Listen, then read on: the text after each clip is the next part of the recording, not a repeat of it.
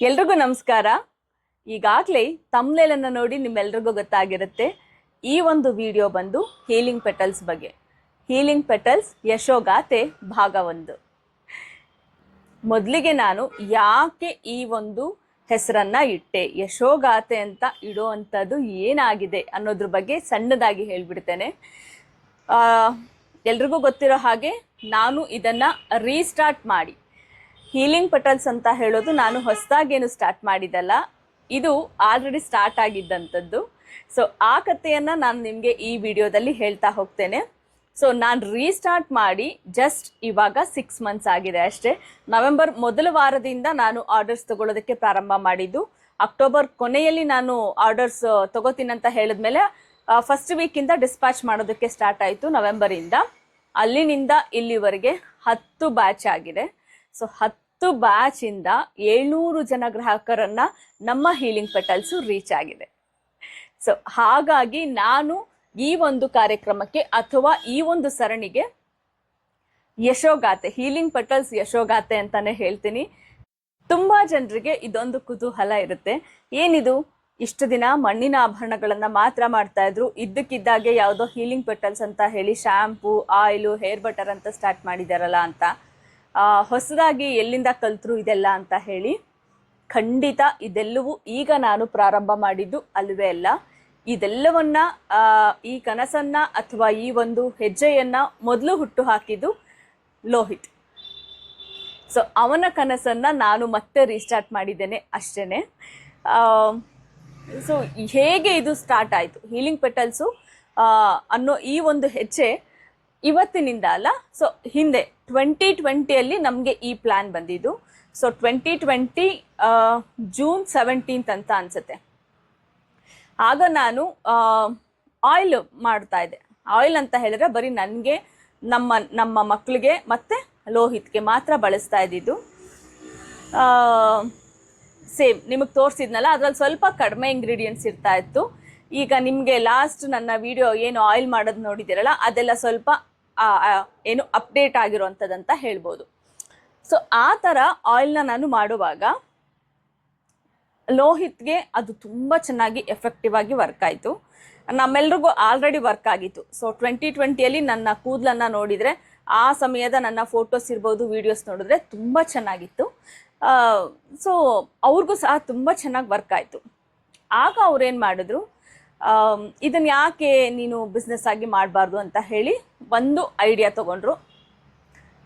But ನನಗೆ ನಾನೇನಾದ್ರು business ಮಾಡಬೇಕು ಅನ್ನೋ ಐಡಿಯಾ ಯಾವತ್ತಿಗೂ ಬಂದಿದ್ದಿಲ್ಲ. ಅವನಿದ್ದಾಗ ಆರಾಮಾಗಿರಬೇಕು, ಅವನು ದುಡಿತಾನೆ, ಅವನಿಗೇನೋ ಸಪೋರ್ಟ್ ಮಾಡಿಕೊಂಡು ಮನೇಲಿ ಒಳ್ಳೆ ಗೃಹಿಣಿಯಾಗಿ ಆರಾಮಾಗಿ ಅಡುಗೆ ಮಾಡಿಕೊಂಡು ಮಗು ನೋಡಿಕೊಂಡು ಅವ್ನು ತಂದಾಕ್ತಾನೆ, ನಾನು ತಿಂದಾಕೊಂಡಿರಬೇಕು, ಆ ಒಂದು ಕನಸನ್ನು ಇಟ್ಕೊಂಡಿದ್ದೆ. ಯಾಕೆಂದರೆ ಅದಕ್ಕೂ ಮುಂಚೆ ನನ್ನ ಬದುಕನ್ನು ನೋಡಿದ್ರೆ ಎಲ್ಲವನ್ನ ನೋಡಿ ಸಾಕಾಗ್ಬಿಟ್ಟಿತ್ತು. ಇನ್ನು ಮುಂದಕ್ಕಾದರೂ ನಾನು ಚೆನ್ನಾಗಿರಬೇಕು, ನೆಮ್ಮದಿಯಾಗಿರಬೇಕು, ಆರಾಮಾಗಿರಬೇಕು ಅಂತ ನನ್ನ ಕನಸಿತ್ತು. ಅಂಥ ಸಮಯದಲ್ಲಿ ಸೊ 2020ಯಲ್ಲಿ ನಾನು ಮನೆ ಅಳತೆಗೆ ಮಾತ್ರ ಆಯಿಲನ್ನು ಮಾಡ್ಕೊಳ್ಳೋದಕ್ಕೆ ಸ್ಟಾರ್ಟ್ ಮಾಡಿದ್ದು. ಆಗ ನಾವು ಬೋಗಾದಿ ಮನೆಯಲ್ಲಿದ್ವಿ. ನಾನು ಅಲ್ಲಿದು ಒಂದಷ್ಟು ಫೋಟೋಸನ್ನು ಸಹ ಸೈಡಲ್ಲಿ ಹಾಕ್ತಾ ಇರ್ತೇನೆ, ನೀವು ನೋಡ್ಬೋದು. ಅವೆಲ್ಲವೂ ಸಹ ನಾನು ಬೋಗಾದಿ ಮನೆಯಲ್ಲಿ ಇದ್ದಾಗ ಮಾಡಿದ್ದಂಥದ್ದು. ಸೊ ಫೋಟೋಸ್ ಹೆಂಗೆ ಉಳ್ಕೊಂಡಿದೆ ನನ್ನ ಹತ್ರ ಅಂತ ಹೇಳಿದ್ರೆ, ನಾನು ಪ್ರಿಪೇರ್ ಮಾಡಿದ್ಮೇಲೆ ಲೋಹಿತ್ಗೆ ಫೋಟೋ ಶೇರ್ ಮಾಡ್ತಾ ಇದ್ದೆ. ಸೊ ಬೋಗಾದಿ ಮನೆಯಲ್ಲಿ ಇದ್ದಾಗ ಅವನು ಹೈದರಾಬಾದಲ್ಲಿ ವರ್ಕ್ ಮಾಡ್ತಾ ಇದ್ದ. ಸೊ ನಾವು ಪ್ರತಿ ಕ್ಷಣವೂ ಒಂದು ಚೂರು ಸಹ ದೂರ ಇದ್ವಿ ಅಂತ ಅನಿಸಿಲ್ಲ, ಅಷ್ಟು ಹತ್ತಿರ ಇದ್ವಿ ಅನ್ನೋ ಆಗಿದ್ವಿ. ಯಾಕಂತ ಹೇಳಿದ್ರೆ ಏನು ಮಾಡ್ತಾ ಇದ್ರು ಸಹ ನಮ್ಮದು ಏನೇ ಒಂದು ಏನು ಸಿಚುಯೇಷನ್ ಇರುತ್ತೆ ಅದೆಲ್ಲವನ್ನ ನಾವು ಪಿನ್ ಟು ಪಿನ್ ನಾವು ಎಕ್ಸ್ಚೇಂಜ್ ಮಾಡ್ಕೋತಾ ಇದ್ವಿ. ಅಷ್ಟು ನಮ್ಮ ಮಧ್ಯ ಕಾನ್ವರ್ಸೇಷನ್ ತುಂಬ ಚೆನ್ನಾಗಿತ್ತು. ಸೊ ನಾನು ಆಯಿಲ್ ಪ್ರಿಪೇರ್ ಮಾಡಿದ ತಕ್ಷಣ ಅವ್ನಿಗೆ ಫೋಟೋಸ್ ಕಳಿಸ್ತಾ ಇದ್ದೆ, ನೋಡು ಎಷ್ಟು ಚೆನ್ನಾಗಿದೆ ಆಯಿಲು, ಇಷ್ಟು ಬಂದಿದೆ ಅಂತ ಹೇಳಿ. ಆವಾಗ ಅವನು ಹೈದರಾಬಾದಕ್ಕೆ ತಗೊಂಡೋಗಿ ಅವನು ಬಳಸ್ತಾ ಇದ್ದ. ಯಾವಾಗ ರಾಯಚೂರಿಗೆ ಬಂದ, ಸೊ 2020 ಕೊರೋನಾ ಫಸ್ಟ್ ವೇವಲ್ಲಿ ರಾಯಚೂರಿಗೆ ಅವನು ಶಿಫ್ಟ್ ಆದ. ಅಲ್ಲಿ ರಿಮ್ಸಲ್ಲಿ ವರ್ಕ್ ಮಾಡೋದಕ್ಕೆ ಸ್ಟಾರ್ಟ್ ಮಾಡ್ದ. ಅಲ್ಲಿಗೂ ಸಹ ಇದೇ ಆಯಿಲನ್ನು ಕ್ಯಾರಿ ಮಾಡ್ದ. ಹಾಗೆ ಕ್ಯಾರಿ ಮಾಡಿದಾಗ ಅವನ ಜೊತೆ ಇದ್ದಂಥ ಕೊಲೀಗ್ಸು ಅದನ್ನು ಬಳಸೋದಕ್ಕೆ ಸ್ಟಾರ್ಟ್ ಮಾಡಿದ್ರು. ಏನು ಸರ್ ಚೆನ್ನಾಗಿ, ಏನಿದು ಆಯಿಲು ಡಿಫ್ರೆಂಟ್ ಆಗಿದೆಯಲ್ಲ ಅಂತ ಹೇಳಿ. ಆಮೇಲೆ ನಾವೇ ಮನೇಲಿ ಮಾಡೋದು, ನೋಡಿ ಒಂದ್ಸಲ ಟ್ರೈ ಮಾಡಿ ಅಂತ ಹೇಳಿ ಆವಾಗ ಸ್ವಲ್ಪ ಶೇರ್ ಮಾಡ್ಕೊಂಡಿದ್ದ. ತುಂಬ ಚೆನ್ನಾಗಿ ಅವ್ರಿಗೂ ಸಹ ರಿಸಲ್ಟ್ ಬಂದಿತ್ತು. ಹಾಗಾಗಿ ಅವನೇನು ಮಾಡ್ದ, ಇಲ್ಲ ಇದನ್ನು ಒಂದು ಬಿಸ್ನೆಸ್ ಅಂತ ಮಾಡೋಣ ಅಂತ ಹೇಳಿ ಅವನು ಐಡಿಯಾ ಮಾಡ್ದ. ಸೊ ನಾನು ಏನು ಸಹ ಸಪೋರ್ಟ್ ಮಾಡಿಲ್ಲ. ನೋಡು, ನನಗೆ ಅದೆಲ್ಲ ಬರಲ್ಲ, ಮಾರ್ಕೆಟಿಂಗು ನೀನೇ ಮಾಡ್ಕೋಬೇಕು, ನಿನ್ಗೇನು ಮಾಡ್ಕೊಡ್ಬೇಕು ಅದು ನಾನು ಮಾಡ್ಕೊಡ್ತೀನಿ ಅಷ್ಟೇ, ನೀನೆಲ್ಲ ಜಾಸ್ತಿ ತಲೆ ಕೆಡಿಸ್ಕೊಳ್ಳಲ್ಲ ನಾನು ಅಂತ ಹೇಳಿದೆ. ಸೊ ಆವಾಗ ಈ ಒಂದು ಹೆಸರೇನಿದೆ, ಹೀಲಿಂಗ್ ಪೆಟಲ್ಸ್ ಅನ್ನೋ ಹೆಸರೇನಿದೆ, ಇದನ್ನು ನಾಮಕರಣ ಮಾಡಿದ್ದೇನೆ ಲೋಹಿತ್. ಅವತ್ತಿಗೆ ನನಗೆ ಈ ಹೆಸರು ಯಾಕೆ ಇಟ್ಟಿದ್ದಾನೆ ಅದೆಲ್ಲವನ್ನ ತಿಳ್ಕೊಬೇಕು ಅಂತಲೂ ಅನ್ನಿಸ್ಲಿಲ್ಲ. ಯಾಕಂತ ಹೇಳಿದ್ರೆ ಅದ್ರ ಬಗ್ಗೆ ನನಗೆ ಯಾವ ಒಂದು ಏನಂತ ಹೇಳ್ಬೋದು, ಇದೇನೋ ನಮ್ಮದು ದೊಡ್ಡ ಮಟ್ಟಕ್ಕೆ ಆಗ್ಬಿಡುತ್ತೆ, ಅಥವಾ ಇದು ನಮ್ಮಿಬ್ರು ಕನಸು, ಇದು ಮುಂದೆ ನನಗೆ ತುಂಬ ಬದುಕನ್ನು ಕೊಡುತ್ತೆ ಅನ್ನೋ ಯಾವುದು ಸಹ ನನಗಿರಲಿಲ್ಲ. ಏನೋ ಮಾಡ್ತಾ ಇದ್ದಾನೆ, ಸರಿ ಮಾಡ್ಕೊಳ್ಳಿ ಅಷ್ಟೇ ನಂದು. ಅಷ್ಟರಲ್ಲಾಗಲೇ ನಾವು ಸರಸ್ವತಿಪುರ ಮನೆಗೆ ಶಿಫ್ಟ್ ಆಗಿದ್ವಿ. ಈಗ ನಾನೇನಿದ್ದೀನಿ ಈ ಮನೆಗೆ ಶಿಫ್ಟ್ ಆಗಿದ್ವಿ. ಅವನಿಗೆ ಇಲ್ಲಿ ಸ್ವಲ್ಪ ಆಲ್ರೆಡಿ ಸ್ಪೇಸ್ ಎಲ್ಲ ಚೆನ್ನಾಗಿತ್ತಲ್ಲ, ಅವನಿಗೆ ಈ ಮನೆಗೆ ಬರಬೇಕಾದ್ರೆ ಅವ್ನಿಗೆ ಇದ್ದಿದ್ದ ಐಡಿಯಾನ ಏನಂತ ಹೇಳಿದ್ರೆ, ಈ ಒಂದು ಗ್ಯಾರೇಜ್ ಏನಿತ್ತು ಇದನ್ನು ಒಂದು ಆರ್ಗ್ಯಾನಿಕ್ ಶಾಪ್ ಮಾಡ್ಕೋಬೇಕು. ಅವನು ಏನು ಪ್ರಾಡಕ್ಟ್ಸ್ ಎಲ್ಲ ಮಾಡ್ತಾನೆ, ಸೊ ಅದನ್ನು ಮಾರ್ಕೆಟಿಂಗ್ ಮಾಡೋದಕ್ಕಾಗತ್ತೆ, ಜೊತೆಗೆ ನಂದು ಆಭರಣಗಳನ್ನ ಸೇಲ್ ಮಾಡೋದಕ್ಕಾಗತ್ತೆ ಅಂತ ಹೇಳಿ ಅವ್ನ ಪ್ಲ್ಯಾನ್ ಇದ್ದಿದ್ದು. ಸೊ ಹಾಗಾಗೇ ಮೇನ್ ರೋಡಲ್ಲಿ ಈ ಮನೆನ ನೋಡಿ ಅವ್ನು ತುಂಬ ಇಷ್ಟಪಟ್ಟು ಈ ಮನೆಗೆ ಬಂದಿದ್ದು. ಇದೆಲ್ಲವೂ ಸಹ ಅವನು ಇಷ್ಟಪಟ್ಟಿದ್ದೇನೆ. ಈ ಮನೆ ಇರ್ಬೋದು, ಈ ಬಿಸ್ನೆಸ್ ಇರ್ಬೋದು, ಎಲ್ಲವೂ ಸಹ. ನನಗೇನಂತ ಹೇಳಿದ್ರೆ, ಓಕೆ ಏನೋ ಪ್ಲ್ಯಾನ್ ಮಾಡ್ತಾ ಇದ್ದಾನೆ, ಮಾಡಲಿ, ನಾನು ಆರಾಮಾಗಿದ್ರೆ ಆಯಿತು ಅಷ್ಟೇ. ಸೊ ಇಲ್ಲಿಗೆ ಬಂದಮೇಲೆ 2020 ನವೆಂಬರಲ್ಲಿ ನಾವು ಇಲ್ಲಿಗೆ ಬಂದ್ವಿ. ನವೆಂಬರಲ್ಲಿ ಬಂದ ಮೇಲೆ ಡಿಸೆಂಬರಿಂದನೇ ನಾವು ಸ್ವಲ್ಪ ಅದ್ರ ಕಡೆ ಗಮನ ಕೊಟ್ವಿ. ನಾನಲ್ಲ, ಅವ್ನು ಮಾತ್ರ ಗಮನ ಕೊಟ್ಟ. ನಾನು ಜಸ್ಟ್ ಅವನಿಗೆ ಇಲ್ಲಿಂದ ಪ್ರಿಪೇರ್ ಮಾಡಿ ಕಳಿಸ್ತಾ ಇದ್ದೆ ಅಷ್ಟೇನೆ.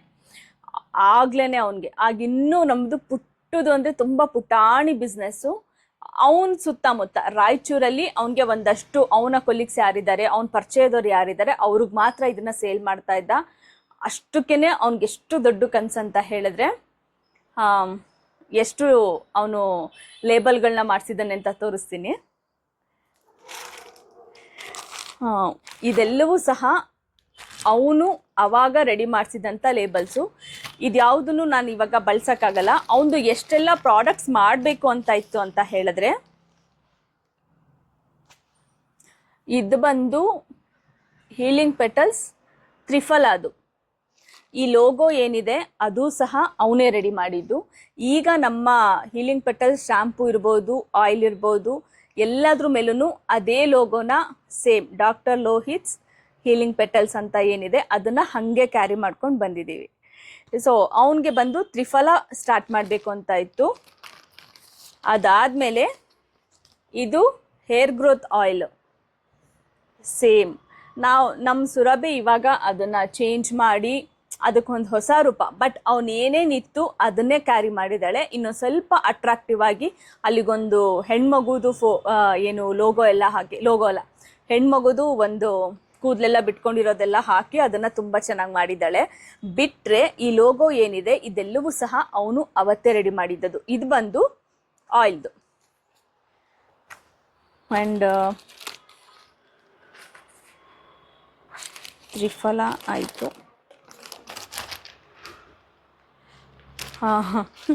ನಮ್ಮದು ಏನೆಲ್ಲ ಸ್ಟಾರ್ಟ್ ಆಗಿತ್ತು, ಅವನು ಇನ್ನೇನೆಲ್ಲ ಪ್ಲ್ಯಾನ್ ಮಾಡಿದ್ದ ಅಂತ ತೋರಿಸ್ತಾ ಇದ್ದೀನಿ ನಾನು ಅಷ್ಟೇ. ಇದು ಬಂದು ಆರ್ಗಾನಿಕ್ ಹೆನ್ನ ಪೌಡರು, ಅದನ್ನು ಸ್ಟಾರ್ಟ್ ಮಾಡಬೇಕು ಅಂತ ಇತ್ತು ಅವನಿಗೆ. ಅದ್ರದ್ದು ಒಂದಷ್ಟು ಮಾಡಿಸಿಟ್ಟಿದ್ದಾನೆ.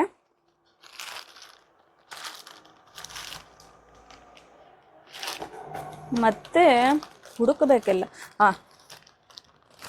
ಇದು ಸೊ ನೀವು ಏನೀಗ ನಮ್ಮದು ಶಾಂಪು ನೋಡ್ತಾ ಇದ್ದೀರಾ, ಮೊದಲಿಗೆ ಇದನ್ನು ನಾವು ಪೌಡರ್ ಫಾರ್ಮಲ್ಲಿ ಸ್ಟಾರ್ಟ್ ಮಾಡಿದ್ದು. ಹೇರ್ ಕ್ಲೆನ್ಸರ್ನ ಸ್ಟಾರ್ಟ್ ಮಾಡಿದ್ದು ಪೌಡರ್ ಫಾರ್ಮಲ್ಲಿ. ಸೊ ಅದರದ್ದು ಸ್ಟಿಕ್ಕರ್ ಇದು. ಆ್ಯಂಡ್ ಅದಲ್ಲದೆ ಸನ್ಸ್ಕ್ರೀನನ್ನು ಆಲ್ರೆಡಿ ಸ್ಟಾರ್ಟ್ ಮಾಡಿದ್ದ ಅವನು. ಒಂದಷ್ಟು ಜನ ಕಸ್ಟಮರ್ಸ್ನ ನಾವು ರೀಚ್ ಆಗಿದ್ವಿ. ಇದು ಸನ್ಸ್ಕ್ರೀನ್ದು, ಮೇ ಬಿ ಕಾಣಿಸಲ್ಲ ಅನ್ಕೋತೀನಿ. ಇದು ಬಂದು ಸನ್ಸ್ಕ್ರೀನ್ದು ಪುಟಾಣಿ ಬಾಟಲ್ ಮಾಡಿದ್ದ. ಆಗಷ್ಟೇ ಒಂದು 4 ಬಾಟಲು ಒಂದು 5-6 ಬಾಟಲ್ ಅಷ್ಟೇ ಮಾಡಿದ್ದಷ್ಟೇ. ಅದಾದ ತಕ್ಷಣ ಒಂದು ಹೊರಡೋ ಸಮಯ ಬಂತು, ಹೊರಟುಬಿಟ್ಟ. ಸೊ ಇದೆಲ್ಲ ಹಾಗೆ ಉಳ್ಕೋತು. ಸೊ ಇವತ್ತು ನಾನು ಏನು ಇದನ್ನು ಮಾಡ್ತಾ ಇದ್ದೀನಿ, ಈ ಹೀಲಿಂಗ್ ಪೆಟಲ್ಸ್ ಅಂತ ಹೇಳೋದು, ಇದು ನಾನು ಮಾಡಿದ್ದಂತೂ ಖಂಡಿತ ಅಲ್ಲ, ನಾನು ಕಟ್ಟಿದ ಕನಸೂ ಅಲ್ಲ. ಬಹುಶಃ ಇದಕ್ಕೂ ನನಗೂ ಯಾವ ಸಂಬಂಧನೂ ಇರಲಿಲ್ಲ. ಲೋಹಿತ್ ಅನ್ನೋ ಒಂದು ಕೊಂಡಿ ಸಿಗದೆ ಇದ್ದಿದ್ರೆ ಇದ್ಯಾವುದೂ ಸಹ ನನಗೆ ಬರೋಕ್ಕೆ ಚಾನ್ಸೇ ಇರಲಿಲ್ಲ. ಸೊ ಅವನು ಎಲ್ಲ ಪ್ರಿಪೇರ್ ಮಾಡಿದ್ದು. ಇದು ಜಸ್ಟ್ ಪ್ರಿಪೇರ್ ಮಾಡಿದ್ದಷ್ಟೇ ಅಲ್ಲ, ಒಂದಷ್ಟು ಜನ ಕಸ್ಟಮರ್ಸ್ನ ನಾವು ರೀಚ್ ಆಗಿದ್ವಿ. ಈಗ ನಾನು ರೀಸ್ಟಾರ್ಟ್ ಮಾಡಿದೆ ಅಲ್ವಾ, ಯಾವಾಗ ಅಕ್ಟೋಬರ್ ಎಂಡಲ್ಲಿ ನಾನು ಸೇಲ್ ಮಾಡ್ತೀನಿ ಅಂತ ಹೇಳಿದಾಗ ತುಂಬ ಖುಷಿ ಪಟ್ಟಿದ್ದು ಫಸ್ಟ್ ಟೈಮ್ ನಮ್ಮ ಹತ್ರ ಯಾರು ತಗೋತಾ ಇದ್ರು ಅವರು ಮತ್ತೆ ವಾಪಸ್ ಬಂತ. ನಮಗಂತೂ ತುಂಬ ಖುಷಿ ಆಗ್ತಾ ಇದೆ ಅಂತ ಹೇಳಿದ್ರು. ಸೊ ಮೊದಲಿಗೆ ನಾವು ಇದನ್ನು ಸ್ಟಾರ್ಟ್ ಮಾಡಿ ಒಂದು ಚೂರು ಸ್ವಲ್ಪ ತುಂಬ ದೊಡ್ಡ ಮಟ್ಟಕ್ಕೆ ಅಲ್ಲದೆ ಇದ್ರು ಒಂದು ಸ್ವಲ್ಪ ಕಸ್ಟಮರ್ಸ್ಗಳನ್ನು ರೀಚ್ ಆಗಿದ್ವಿ. ಎಸ್ಪೆಷಲಿ ಅವನು ರಾಯಚೂರಲ್ಲಿ ತುಂಬ ಒಳ್ಳೆ ರೀಚ್ ಆಗಿದ್ದ. ಅವನ ಆಫೀಸಲ್ಲಿ ಕೊಲೀಗ್ಸ್ಗೆ ಮತ್ತು ಅಲ್ಲಿನ ಪರಿಚಯಸ್ಥರ ಜೊತೆಗೆ ತುಂಬ ಚೆನ್ನಾಗಿ ರೀಚ್ ಆಗಿದ್ದ. ನಾನು ನನ್ನ ಸ್ಟೂಡೆಂಟ್ಸಲ್ಲಿ ಒಂದಷ್ಟು ಜನರ ಇದನ್ನು ಬಳಸ್ತಾ ಇದ್ರು. ನಮ್ಮ ಹೇರ್ ಕ್ಲೆನ್ಸರ್ ಇರ್ಬೋದು, ಈವನ್ ಸನ್ಸ್ಕ್ರೀನ್ ಇರ್ಬೋದು, ಮತ್ತು ತ್ರಿಫಲಾನ ಸೇಲ್ ಮಾಡ್ತಾ ಇದ್ವಿ, ಆಗ ಹೆನ್ನ ಪೌಡರ್ ಸೇಲ್ ಮಾಡ್ತಾ ಇದ್ವಿ. ಒಂದು 4-5 ಪ್ರಾಡಕ್ಟ್ಸು ಆಗ ಸ್ಟಾರ್ಟ್ ಆಗಿತ್ತು, ಆಯಿಲು ಸೇರಿ. ಸೊ ನಾನು ಅದೆಲ್ಲದ್ರದ್ದು ಅಂದರೆ ಆವಾಗ ನಾನು ಪ್ಯಾಕಿಂಗ್ ಮಾಡಿ ಕಳಿಸೋವಾಗ ಆವಾಗಲೂ ಸಹ ಸ್ಟೇಟಸ್ ಆಗ್ತಾ ಇದೆ, ಜೊತೆಗೆ ಅವನಿಗೆ ಫಸ್ಟು ಶೇರ್ ಮಾಡಿ ಆಮೇಲೆ ಸ್ಟೇಟಸ್ ಆಗ್ತಾ ಇದೆ. ಅದೆಲ್ಲವನ್ನು ನಾನು ಈ ವಿಡಿಯೋದಲ್ಲಿ ಹಾಕ್ತೇನೆ. ಅದೆಲ್ಲವನ್ನು ನೋಡಿದಾಗ ಇದು ನಾನು ಕಟ್ಟಿದಂಥ ಕನಸು ಅಲ್ಲ, ಅಥವಾ ನಾವಿಬ್ಬರು ಜೊತೆಗೆ ಸೇರಿ ಕಟ್ಟಿದ್ವಾ ಅಂತ ಹೇಳಿದ್ರೆ ಖಂಡಿತ ನಾನು ಅದಕ್ಕೆ ಯಾವತ್ತೂ ಅವನಿಗೆ ಕೈ ಜೋಡಿಸಿಲ್ಲ. ಯಾಕಂತ ಹೇಳಿದ್ರೆ ಇದು ನನಗೆ ಇದೆಲ್ಲ ನನ್ನ ಕೈಲಾಗುತ್ತಾ ಅಂತ ಅವನು ಹೇಳ್ತಾ ಇದ್ದ, ಆದರೆ ಮಾಡ್ತಾ ಇದ್ದಿದ್ದು ಮಾತ್ರ ನಾನೇನೆ. ಅವನು ಹಿಂಗೆ ಇದು ಹಿಂಗೆ ಮಾಡಬೇಕು, ಯಾವುದನ್ನು ಫರ್ಮೆಂಟೇಷನ್ ಮಾಡಬೇಕು, ಯಾವುದನ್ನು ಹೇಗೆ ಮಾಡಬೇಕು, ಯಾವ್ಯಾವ ಇಂಗ್ರೀಡಿಯೆಂಟ್ಸ್ ಬಳಸಬೇಕು, ಇದೆಲ್ಲವನ್ನ ನನಗೆ ಹೇಳ್ಕೊಡ್ತಾ ಇದ್ದ. ನಾನು ಜಸ್ಟ್ ಅಷ್ಟೇ ಮಾಡ್ತಾಯಿದ್ದೆ. ಮತ್ತು ಅದನ್ನು ನಾನು ಏನೋ ಇದು ನನಗೆ ದೊಡ್ಡ ಮಟ್ಟದಲ್ಲಿ ಮುಂದೆ ಕೈ ಹಿಡಿಯುತ್ತೆ ಅಂತ ಯಾವತ್ತೂ ಅವತ್ತಿಗೆ ಅಂದ್ಕೊಂಡಿರಲಿಲ್ಲ. ಯಾಕಂತ ಹೇಳಿದ್ರೆ ಎಲ್ಲಕ್ಕಿಂತ ದೊಡ್ಡದಾಗಿ ನನಗೆ ಲೋಹಿತ್ತಿದ್ದ.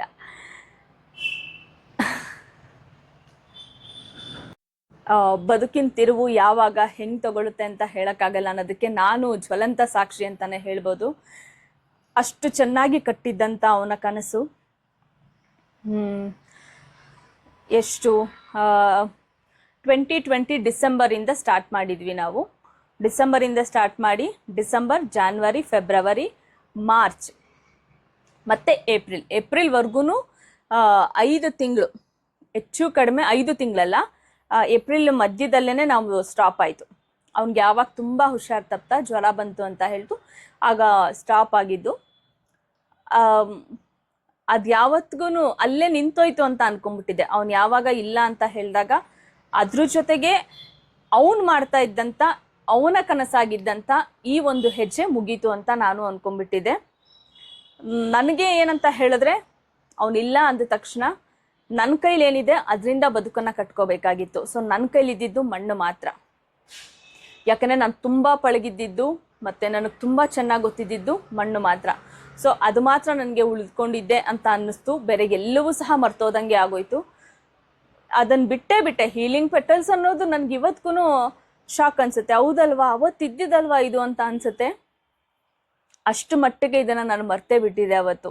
ಬರೀ ಮಣ್ಣು, ನಾನು ಇಷ್ಟೇ ಅಂದ್ಕೊಂಡು ಬದುಕನ್ನು ಮತ್ತೆ ನಾನು ರೀಸ್ಟಾರ್ಟ್ ಮಾಡಿದ್ದು. ಸೊ ಯಾಕೆ ಮತ್ತೆ ಹೀಲಿಂಗ್ ಪೆಟಲ್ಸನ್ನು ನಾನು ರೀಸ್ಟಾರ್ಟ್ ಮಾಡಿದೆ? ಲಾಸ್ಟ್ ಇಯರು, ಯಾವುದು ಇದು 25 ಅಲ್ವಾ, 2024 ಅಷ್ಟೊತ್ತಿಗೆ ಒಂದಷ್ಟು ನಾನು ಬೇರೆ ಸಿಗೋ ಅಂಥ ಒಂದಷ್ಟು ಶಾಂಪುಗಳನ್ನೆಲ್ಲ ಟ್ರೈ ಮಾಡ್ತಾ ಇದ್ದೆ. ಆಯಿಲು ನಾನೇ ಮಾಡ್ಕೋತಾ ಇದ್ದೆ. ಆಯಿಲು ಯಾವತ್ತಿಗೂ ನಾನು ಹೊರಗಡೆಯಿಂದ ಬೇರೆ ಆಯಿಲ್ ತರ್ತಾ ಇರಲಿಲ್ಲ. ನಿಮ್ಗೇನು ನಾನು ವಿಡಿಯೋದಲ್ಲಿ ತೋರಿಸಿದೆ ಅದೇ ಆಯಿಲ್ನ ನಾನು ಮಾಡ್ಕೋತಾ ಇದ್ದೆ. ಆದರೆ ನಾನು ಶಾಂಪೂ ಬಳಸೋದು ಅದು ಇದು ಬೇರೆದೆಲ್ಲ ಬಳಸೋವಾಗ ಜೊತೆಗೆ 2 ಸಲ ಸ್ಟ್ರೈಟ್ನಿಂಗ್ ಮಾಡಿಸಿದೆ. ಅದರಿಂದಾಗಿ ನನ್ನ ಕೂದಲು ಯಾವ ಮಟ್ಟಕ್ಕೆ ಹಾಳಾಗಿತ್ತು ಅಂತ ಹೇಳಿದ್ರೆ, ಮಧ್ಯದಲ್ಲಿ ಫುಲ್ಲು ಪ್ಯಾಚ್ ವರ್ಕ್ ಥರ ಪ್ಯಾಚ್ ಆಗ್ಬಿಟ್ಟಿತ್ತು. ಅದು ಯಾವಾಗ ನನಗೆ ರಿಯಲೈಸ್ ಆಯಿತು ಅಂತ ಹೇಳಿದ್ರೆ ಲಾಸ್ಟ್ ಇಯರು, ಸೊ 2024 ಜಾನ್ವರಿನಲ್ಲಿ ನನ್ನ ಗೆಳತಿ ಜ್ಯೋತಿ ನಮ್ಮ ಜೊತೆ ಮಣ್ಣಿನ ಆಭರಣದ ಕೆಲಸಕ್ಕೆ ಜಾಯ್ನ್ ಆದ್ಲು. ಅವಳಿಗೂ ಅನ್ನಿಸ್ತು ನಾನು ನೋಡಿದ ತಕ್ಷಣ. ಯಾಕಂತ ಹೇಳಿದ್ರೆ ನಾನು ನನ್ನ ಒಂದು ಜರ್ನಿಯಲ್ಲಿ ನನ್ನನ್ನು ಯಾರೆಲ್ಲ ನನ್ನನ್ನು ಸ್ಕೂಲ್ ಟೈಮಿಂದ ನೋಡಿದ್ದಾರೆ ಅವರೆಲ್ರಿಗೂ ತುಂಬ ಚೆನ್ನಾಗಿ ಗೊತ್ತು. ನನ್ನ ಕೂದಲು ಬಹುಶಃ ನಾನು ನಿಂತ್ಕೊಂಡು ತೋರಿಸ್ಬೋದೇನೋ, ಇಲ್ಲಿವರೆಗೂ ಬರ್ತಾ ಇತ್ತು, ಸೊಂಟದಿಂದ ಕೆಳಗಡೆಗೆ ಟಚ್ ಆಗ್ತಾ ಇತ್ತು, ಇಷ್ಟು ದಪ್ಪಕ್ಕಿತ್ತು. ನನ್ನ ಗೆಳತಿ ವಸುಂಧರ ಅಂತ ಇದ್ಲು, ಅವಳು ಯಾವಾಗ್ಲೂ ಹೋದ ತಕ್ಷಣ ಹಿಂಗೆ ನಟ್ಕೆ ತೆಗೆದ್ಬಿಡಾಳು. ಎಷ್ಟು ಚೆನ್ನಾಗಿದೆಯಾ ನಿನ್ನ ಕೂದಲು, ಬಿಟ್ಕೊಂಡು ಬರಬೇಡ, ಯಾವತ್ತೂ ಬಿಟ್ಕೊಂಡು ಬರಬೇಡ, ಜಡೆ ಕಟ್ಕೊಂಡು ಬಾ ಅಂತಾನೆ ಹೇಳ್ತಾ ಇದ್ಲು. ಅಷ್ಟು ಚೆನ್ನಾಗಿತ್ತು ನನ್ನ ಕೂದಲು. ಸೊ ಜ್ಯೋತಿ ಲಾಸ್ಟ್ ಇಯರ್ ಬಂದ್ಲು ನಮ್ಮ ಜೊತೆ ಕೆಲಸಕ್ಕೆ ಜಾಯ್ನ್ ಆದ್ಲು ಜಾನ್ವರಿಯಿಂದ. ಅವಾಗ ಅವಳಿಗೆ ಅನ್ನಿಸ್ತು, ಇದೇನು ಇವಳು ಕೂದಲು ಹಿಂಗಾಗ್ಬಿಟ್ಟಿದೆ, ಬುರುಡೆ ಎಲ್ಲ ಕಾಣಿಸ್ತಾ ಇತ್ತಲ್ಲ, ಹಿಂಗೆ ಆದರೆ ಇವಳು ಕೂದಲು ಮುಗೀತು ಕತೆ ಅಂತ ಅವಳಿಗನ್ಸಿದೆ. ಬಟ್ ಅವಳು ಹೇಳ್ಕೊಂಡಿಲ್ಲ ನನಗೆ, ಯಾಕೆಂತ ಹೇಳಿದ್ರೆ ನನಗೆ ಹರ್ಟ್ ಆಗುತ್ತೆ ಅಂತ. ಬಟ್ ಅಷ್ಟರಲ್ಲಾಗಲೇ ನನಗೆ ಸ್ವಲ್ಪ ನಮ್ಮ ನಾಯಿ ಬೊಗಳ್ತಾ ಇದೆ, ನಿಲ್ಲಿಸ್ಬಿಡ್ತೀನಿ ರೀ ಫಸ್ಟು. ನಮ್ಮ ನಾಯಿನ ಶಾಂತ ಮಾಡ್ಬಿಟ್ಟು ಬಂದೆ. ಸೊ ನನಗಷ್ಟರಲ್ಲಿ ಸ್ವಲ್ಪ ನನ್ನ ಸೆಲ್ಫ್ ಕೇರ್ ಬಗ್ಗೆ ಸ್ಟಾರ್ಟ್ ಆಗಿತ್ತು. ಲಾಸ್ಟ್ ಇಯರಿಂದ ಒಂದು ಚೂರು ಬಹುಶಃ ನಾನು ಕರೆಕ್ಟಾಗಿ ನನ್ನನ್ನು ಕೇರ್ ಮಾಡ್ಕೊಂಡ್ಬಿಟ್ರೆ ಇನ್ನೂ ತುಂಬ ಚೆನ್ನಾಗಿ ಆಗ್ಬಿಡ್ತೀನಿ ಅಂತ ಅನಿಸುತ್ತೆ. ಬಟ್ ನನಗೆ ಲಾಸ್ಟ್ ಇಯರಿಂದ ಒಂಚೂರು ಬಂತು, ಹೌದು ನಾನು ಗಟ್ಟಿಯಾಗಿದ್ರೆ, ನಾನು ಚೆನ್ನಾಗಿದ್ರೆ ನನ್ನ ಬಿಸ್ನೆಸ್ನ ಮಾರ್ಕೆಟಿಂಗ್ ಮಾಡೋದಕ್ಕೆ ಅಥವಾ ನಾನು ಮ್ಯಾನುಫ್ಯಾಕ್ಚರ್ ಮಾಡೋದಕ್ಕೆ ಎಲ್ಲದಕ್ಕೂ ನಾನು ಮುಖ್ಯ. ಇರೋ ಕಮಿಟ್ಮೆಂಟ್ಸ್ ಎಲ್ಲ ಕ್ಲಿಯರ್ ಆಗೋವರೆಗೂ ನಾನು ತುಂಬ ಚೆನ್ನಾಗಿರಬೇಕು, ನನ್ನ ಬದುಕು ಮುಗಿಯೋವರೆಗೂ ನಾನೇ ಚೆನ್ನಾಗಿರಬೇಕು ಅನ್ನೋದು ನನಗೆ ಅರಿವಾಗಿದ್ದು ಲಾಸ್ಟ್ ಇಯರಿಂದ. ಆದರೆ ಅದನ್ನು ಇನ್ನೂ ನಾನು ಸಂಪೂರ್ಣವಾಗಿ ರೂಢಿಸ್ಕೋಬೇಕು.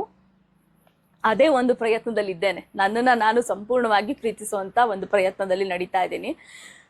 ಸೊ ಇವಳಿಗೂ ಅನಿಸಿದೆ, ಜ್ಯೋತಿಗೂ ಅನಿಸಿದೆ, ಓ ಇವಳಿಗಿನ್ನೇನು ಕೂದಲು ಹೋಯಿತು ಅಂತ ಅವಳು ಅಂದ್ಕೊಂಡಿದ್ದಾಳೆ.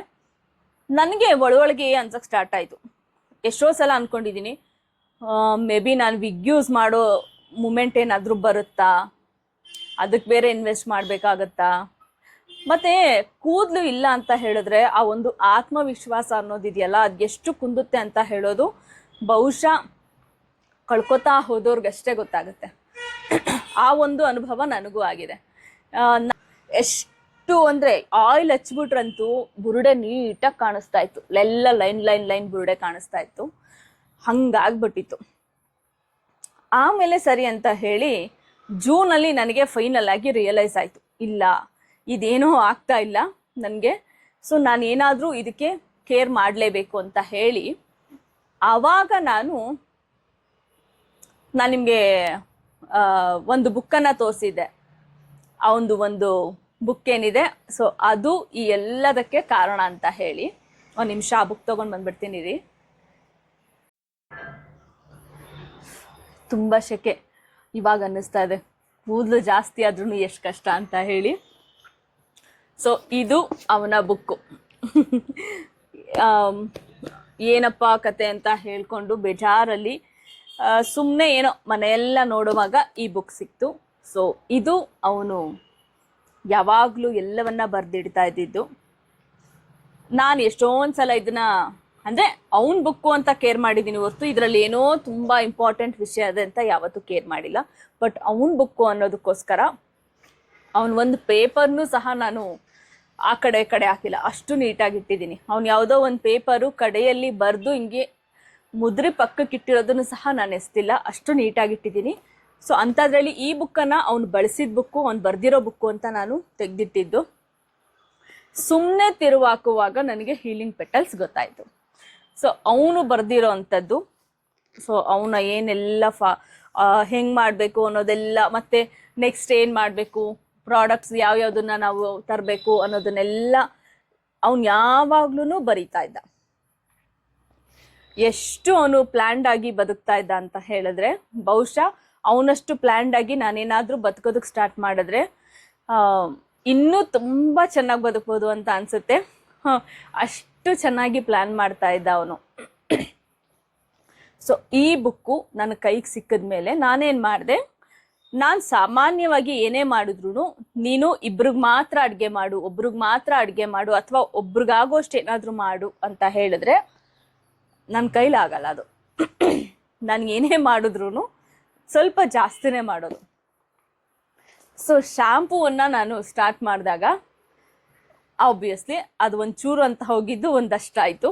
ಸರಿ ಇರು, ಸುಮ್ಮನೆ ಇಟ್ಕೊಂಡು ಅದನ್ನು ನಾನು ಎಷ್ಟು ದಿನ ಬಳಸೋಕ್ಕಾಗತ್ತೆ ಅಂತ ಹೇಳಿಬಿಟ್ಟು ನಮ್ಮ ಹೆಣ್ಮಕ್ಳು, ನಮ್ಮ ಸೂರಡಿ ಯಾರೆಲ್ಲ ಇದ್ದಾರೆ ಅವ್ರನ್ನ ಒಂದು ರೌಂಡ್ ಕೇಳಿದೆ, ನೋಡ್ರಪ್ಪ ಇದು ಈ ಥರ ನಿಮ್ಮ ಲೋಹಿತ್ ಅಣ್ಣ ಇದ್ದಾಗ ಮಾಡ್ತಾ ಇದ್ದಿದ್ದು, ಈಗ ಮತ್ತೆ ಮಾಡಿದ್ದೀನಿ, ನನಗೆ ಅಂತ ಬಳಸ್ತಾ ಇದ್ದೀನಿ, ನೀವೇನಾದರೂ ಮನ್ಸು ಮಾಡ್ತೀರಾ ಬಳಸೋಕ್ಕೆ ಅಂತ. ಅವ್ರದ್ದೆಲ್ಲ ಎಷ್ಟು ದೊಡ್ಡ ಮನಸ್ಸು ಅಂತ ಹೇಳಿದ್ರೆ, ಬಹುಶಃ ಅವತ್ತು ಅವರು ನಂಬಿ ಕೊಡಿಯಕ್ಕ ಲೋಹಿತ್ ಅಣ್ಣಂದು ಅಂತ ಹೇಳಿದ್ಮೇಲೆ ಚೆನ್ನಾಗೇ ಇರುತ್ತೆ, ಅದು ನೀವು ಮಾಡಿದ್ದು ಅಂದಮೇಲೆ ನೀಟಾಗೆ ಮಾಡಿರ್ತೀರ ಅಂತ ಹೇಳಿ ನನ್ನ ಮೇಲಿನ ನಂಬಿಕೆಯಿಂದ, ಅವರ ಲೋಹಿತ್ ಅಣ್ಣನ ಮೇಲಿನ ಪ್ರೀತಿಯಿಂದ ಒಪ್ಕೊಂಡು ಎಲ್ಲರೂ ಸಹ ಬಳಸಿದ್ರು. ಯಾರೂ ಬೇಡ ಅಂತ ಹೇಳಲಿಲ್ಲ. ಮಧ್ಯದಲ್ಲಿ ನಮ್ಮ ಸಹನ ಒಬ್ಬಳು, ನಾವೆಲ್ಲರೂ ಸ್ಟಾರ್ಟ್ ಮಾಡಿ 1 ತಿಂಗಳಾದ್ಮೇಲೆ ಸ್ಟಾರ್ಟ್ ಮಾಡೋದು ಅವಳು. ಸೊ ಯಾಕೆ ಏನು ಅಂತ ಹೇಳೋದನ್ನ ಅವರೇ ಮಾತಾಡ್ತಾರೆ ಮುಂದಿನ ಭಾಗದಲ್ಲಿ. ಅವರೆಲ್ಲರೂ ಸಹ ಅವ್ರ ಕೂದಲು ಜೊತೆ, ಅವರ ಏನು ಹೀಲಿಂಗ್ ಪೆಟಲ್ಸ್ ಅನುಭವದ ಜೊತೆ ನಿಮ್ಮ ಜೊತೆ ಮಾತಾಡ್ತಾರೆ. ಸೊ ಆಗಲೇ ಅದನ್ನೆಲ್ಲ ನೀವು ತಿಳ್ಕೊಬೋದು. ಸೊ ಸಹನ ಒಬ್ಬಳು 1 ಮಂತ್ ಲೇಟಾಗಿ ಸ್ಟಾರ್ಟ್ ಮಾಡಿದ್ಲು ಅನ್ಸುತ್ತೆ. ಇನ್ನು ಉಳಿದವರೆಲ್ಲರೂ ಸಹ ನನ್ನ ಜೊತೆ ಸ್ಟಾರ್ಟ್ ಮಾಡಿದ್ರು.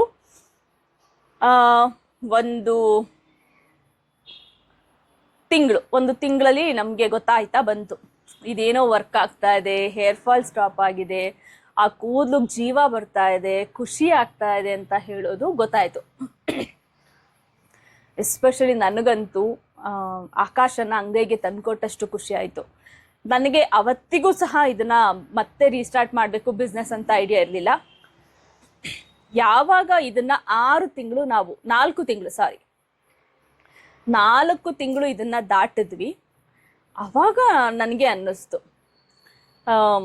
ನಾನು ನನ್ನ ಸ್ಟೇಟಸಲ್ಲಿ ಹಾಕೋಕೆ ಸ್ಟಾರ್ಟ್ ಮಾಡಿದೆ. ಸೊ ಕೂದಲು ಮೇಲೆ ಪ್ರೀತಿ ಜಾಸ್ತಿ ಆಗ್ತಾ ಇದೆ, ನಾನು ನನ್ನನ್ನು ಪ್ರೀತಿಸ್ತಾ ಇದ್ದೇನೆ ಅಂತ ಹೇಳಿ ನನ್ನ ಕೂದಲು ಯಾವ ರೀತಿ ಇರ್ತಾ ಇತ್ತು ಅದನ್ನು ನಾನು ಹಾಕೋಕೆ ಸ್ಟಾರ್ಟ್ ಮಾಡ್ತಾ ಇದ್ದೆ. ಅವಾಗ ನೋಡಿದವರೆಲ್ಲರೂ ಸಹ ನಿಮ್ಮ ಕೂದಲು ಮೊದಲಿಗಿಂತ ಇವಾಗ ತುಂಬ ಚೆನ್ನಾಗಿದೆ, ಏನು ಕಾರಣ ಅಂತ ಸ್ಟಾರ್ಟ್ ಮಾಡಿದ್ರು. ಆಮೇಲಿಂದ ನಾನು ಇದನ್ನು ಬಿಸ್ನೆಸ್ ಮಾಡಬೇಕು ಅಂತ ಅಂದ್ಕೊಂಡಿದ್ದು ಯಾಕೆ ಅನ್ನೋದನ್ನು ಮುಂದಿನ ಭಾಗದಲ್ಲಿ ಮಾತಾಡ್ತೇನೆ.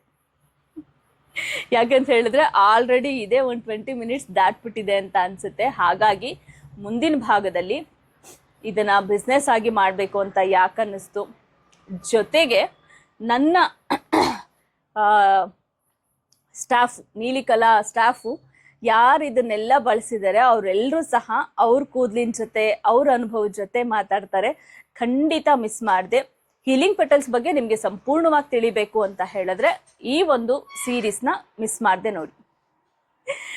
ಸೊ ಇನ್ನೊಂದು ತೋರಿಸ್ಬೇಕು, ನಾನು ಇಲ್ಲಿ ಯಾವಾಗಲೂ ಸಹ ನಾವು ಆಯಿಲ್ನ ನೇತಾಕಿರ್ತೀನಿ. ಇದು ನಮ್ಮ ಹೀಲಿಂಗ್ ಪೆಟಲ್ಸ್ ಆಯಿಲ್. ನಾವು ನಮ್ಮ ಹೆಣ್ಮಕ್ಳೆಲ್ಲ ಕೆಲಸ ಮಾಡಿ ಯಾವಾಗ್ಲಾರು ವಾರಕ್ಕೊಂದ್ಸಲ 2 ಸಲ ಇಲ್ಲೇ ಎಣ್ಣೆ ಹಚ್ಕೊಂಡು ಹೊರಡ್ತಾರೆ. ಸೊ ಅದು ತುಂಬ ಚೆನ್ನಾಗಿದೆ, ಹಾಗಾಗಿ ನಾನು ನಿಮಗೆ ತೋರಿಸ್ಬೇಕು ಅಂತ ಅನ್ನಿಸ್ತು. ಅದು ಯಾರೋ ಬೇಡ ಅಂತ ತೂಕಕ್ಕೆ ಹಾಕ್ಬಿಟ್ಟಿದ್ರು. ಸೊ ನಾನು ನಮ್ಮ ಶ್ಯಾಂಪೂಗೆ ಪಾತ್ರೆ ಎಲ್ಲ ತೊಗೊಂಡು ಬರೋಕ್ಕೆ ಹೋದಾಗ ಅದು ನನಗೆ ತುಂಬ ಇಷ್ಟ ಆಯಿತು, ಹಾಗಾಗಿ ತೊಗೊಂಡು ಬಂದೆ. ಆ್ಯಂಡ್ ನಾವು ಅದನ್ನು ತುಂಬ ಲಕ್ಕಿ ಅಂತ ಹೇಳ್ತೀವಿ. ಅದು ಬಂದಮೇಲೆ ನಾವು ಬಿಸ್ನೆಸ್ ಸ್ಟಾರ್ಟ್ ಮಾಡೋವಾಗ ಅದು ಸಹ ನಮ್ಮ ಜೊತೆಗೆ ಬಂದಿದ್ದದು. ಸೊ ಹಾಗಾಗಿ ಯಾವಾಗಲೂ ಸಹ ನಮ್ಮ ಈ ಒಂದು ಏನು ಪಾಸಿಟಿವ್ ಮಿರರ್ ಇದೆ ಅದ್ರ ಜೊತೆಗೆ ಅದು ಯಾವಾಗಲೂ ಇದ್ದೇ ಇರುತ್ತೆ. ಸೊ ಇದು ನಮ್ಮ ಹೀಲಿಂಗ್ ಪೆಟಲ್ಸ್ ಕತೆ. ಇದು ನಾನು ನಿನ್ನೆ ಮೊನ್ನೆಯಿಂದ ಸ್ಟಾರ್ಟ್ ಮಾಡಿದ್ದಂತೂ ಖಂಡಿತ ಅಲ್ಲ. ಈ ಕನಸು, ಈ ಹೆಜ್ಜೆ ಎಲ್ಲವೂ ಸಹ ಲೋಹಿತ್ತು. ನಾನು ಅದನ್ನು ಬದುಕ್ತಾ ಇದ್ದೇನೆ, ನಾನು ಅದನ್ನು ಅನುಭವಿಸ್ತಾ ಇದ್ದೇನೆ. ಯಾಕೆಂತ ಹೇಳಿದ್ರೆ ಅವನನ್ನು ನಾನು ಅಷ್ಟು ಪ್ರೀತಿ ಮಾಡಿದ್ದೇನೆ. ಸೊ ನಾನು ಏನು ಕೊಟ್ಟಿದ್ದೆ ಅದಕ್ಕೆ ಪ್ರತಿಯಾಗಿ ಅವನು ಯಾವ ಮೂಲಕ ಏನೆಲ್ಲವನ್ನ ನನಗೆ ತಲುಪಿಸ್ಬೋದು ಅದನ್ನು ತಲುಪಿಸ್ತಾ ಇದ್ದಾನೆ. ಆ ನಂಬಿಕೆ ಅಷ್ಟೇ ನನ್ನನ್ನು ಬದುಕಿಸ್ತಾ ಇದೆ. ಸೊ ಮುಂದಿನ ಭಾಗದಲ್ಲಿ ನನ್ನ ಹೆಣ್ಣುಮಕ್ಕಳು ಅವರೆಲ್ಲರದು ಅನುಭವದ ಜೊತೆ ಮಾತಾಡೋಣ. Thank you, love you all. 10ನೇ ಬ್ಯಾಚ್ಗೆ ಕರ್ಕೊಂಡು ಬಂದಿದ್ದೀರಾ ಹೀಲಿಂಗ್ ಪೆಟಲ್ಸ್ನ. ನಿಮ್ಮೆಲ್ಲರೂ ಪ್ರೀತಿಗೆ ನಾನು ಸದಾ ಋಣಿಯಾಗಿರ್ತೀನಿ. Thank you.